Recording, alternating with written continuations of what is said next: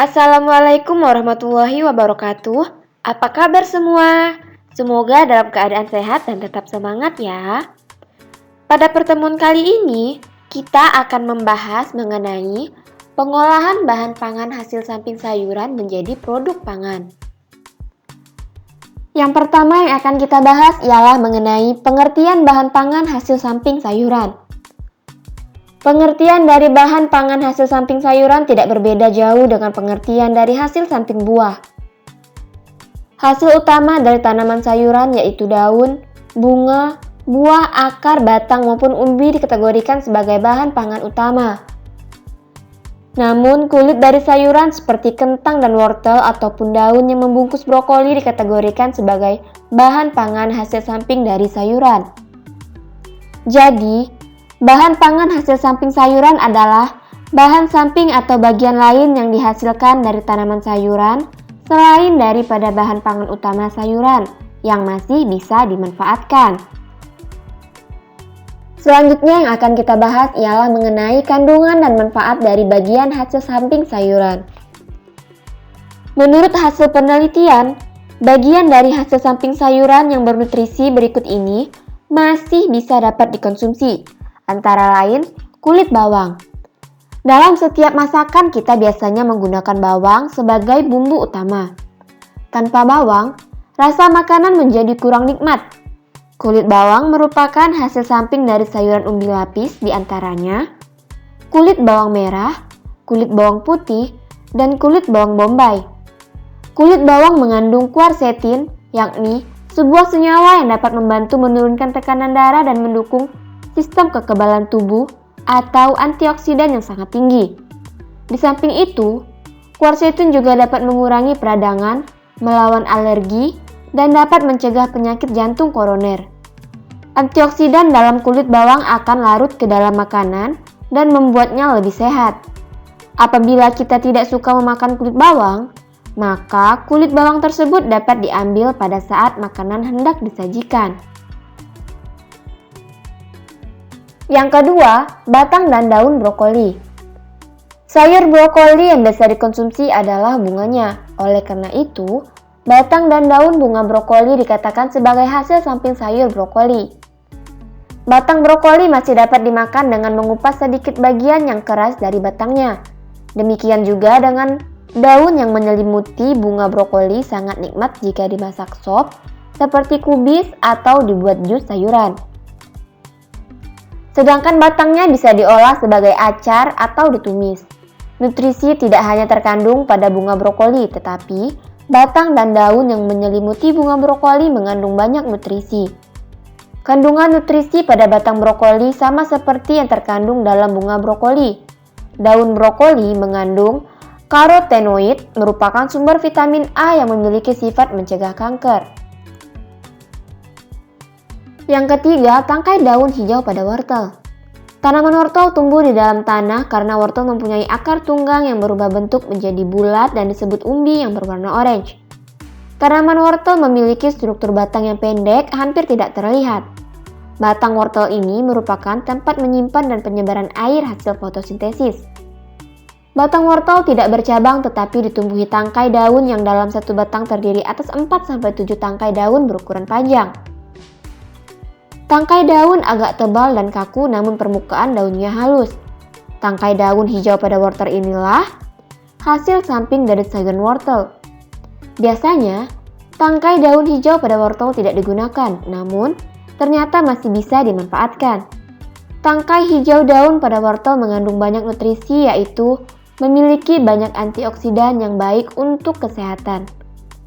Daun hijau kaya akan kalsium, magnesium, niacin, zat besi, zinc, vitamin B, vitamin K, serta antioksidan yang baik untuk kesehatan. Kandungan tersebut membantu melawan kanker usus besar dan memperkuat tulang. Selanjutnya yang keempat ialah kulit kentang. Semua suka kentang, terutama kentang goreng.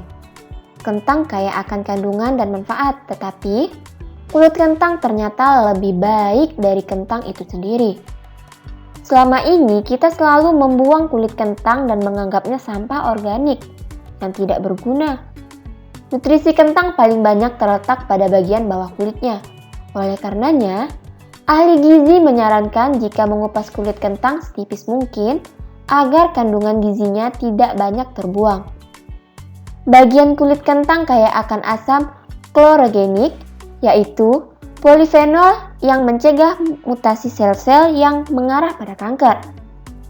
Asam klorogenik berfungsi sebagai antioksidan yang dapat menetralkan radikal bebas yang berpotensi menjadi obat kanker alami. Selain itu, kulit kentang banyak mengandung serat larut, potasium, zat besi, fosfor, seng, kalsium, kalium, vitamin A, B, dan C. Yang kelima, kulit melinjo. Biji melinjo tumbuh secara berkelompok pada bagian batang dan cabang batang. Biji melinjo dibungkus kerangka keras dan kulit tipis pada bagian luarnya. Kulit biji melinjo berwarna hijau saat mentah dan berubah menjadi warna kuning dan merah setelah matang. Tanaman melinjo yang biasanya dimanfaatkan adalah daun dan biji melinjo. Biji melinjo umumnya dibuat emping dan jika dikonsumsi berlebihan akan menyebabkan asam urat. Biji melinjo juga mengandung antioksidan yang tinggi yang berguna sebagai pencegah radikal bebas seperti penyakit kanker dan jantung. Kulit biji melinjo merupakan limbah yang tidak bisa dimanfaatkan. Namun, berdasarkan hasil penelitian, kulit melinjo mengandung energi yang tinggi, karbohidrat, protein, lemak, kalsium, fosfor, vitamin A, B1, dan C. Selain itu, kulit melinjo juga menghasilkan ekstrak anti asam urat. Jika biji melinjo akan menyebabkan sakit asam urat, namun kulit melinjo merupakan obat asam urat. Kadar energi yang tinggi sangat baik untuk dijadikan sumber minuman dengan glukosa tinggi. Yang keenam, daun dan batang talas. Talas termasuk tanaman sayuran umbi yang memiliki banyak manfaat. Hampir semua bagian dari talas dapat dimanfaatkan sebagai olahan pangan untuk dikonsumsi atau sebagai obat. Masyarakat umumnya memanfaatkan umbi talas sebagai olahan pangan utama. Umbi talas mempunyai kandungan karbohidrat non beras dan serat yang tinggi. Jika ingin berdiet, maka sangat disarankan untuk mengkonsumsi umbi talas, karena bisa membantu mengatur berat badan dan melancarkan pencernaan. Adapun hasil samping dari talas adalah daun, batang, dan akar talas.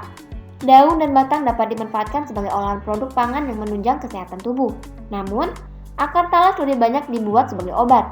Kandungan nutrisi yang terdapat pada daun talas seperti polifenol, protein, karbohidrat, lemak, kalsium, fosfor, zat besi, dan juga beberapa vitamin A, B1, dan C yang dapat melancarkan pencernaan. Sedangkan batang daun talas mengandung saponin. Batang atau tangkai dapat menimbulkan rasa gatal. Untuk menghilangkan rasa gatal tersebut, kupas kulit batang talas hingga bersih dalam potong-potong dengan ukuran sedang, lalu rebus dalam air mendidih hingga masak, kemudian tiriskan. Tidak sembarang batang talas yang bisa dibuat olahan pangan. Biasanya, jenis pohon talas Bogor atau Colocasia giganteum Hock dan Colocasia esculenta yang biasa dimanfaatkan sebagai produk olahan pangan. Selanjutnya yang akan kita bahas ialah mengenai teknik pengolahan pangan. Teknik dasar pengolahan dibedakan menjadi dua, yaitu teknik pengolahan pangan panas basah atau moist head dan teknik pengolahan pangan panas kering atau dry head cooking. Yang pertama yang akan kita bahas ialah mengenai teknik pengolahan pangan panas basah atau moist head. Teknik pengolahan pangan panas basah menggunakan bahan dasar cairan untuk mematangkan makanannya dengan tidak melebihi suhu didih. Yang termasuk teknik pengolahan pangan panas basah antara lain teknik merebus menutup bahan pangan, teknik merebus dengan sedikit cairan, teknik menyetup atau menggulai, teknik mengukus, dan teknik mendidih, kemudian teknik mengetim. Yang kedua, teknik pengolahan pangan panas kering. Teknik pengolahan pangan panas kering atau dry head cooking yaitu mengolah pangan tanpa bantuan bahan dasar cairan untuk mematangkannya. Teknik pengolahan pangan panas kering terdiri atas teknik menggoreng dengan minyak banyak atau deep frying, teknik menggoreng dengan minyak sedikit atau shallow frying, teknik menumis atau sauteing, teknik memanggang atau baking, teknik membakar atau grilling. Baiklah anak-anak, pembelajaran kita sampai di sini dulu ya. Sampai jumpa dan terima kasih. Wassalamualaikum warahmatullahi wabarakatuh.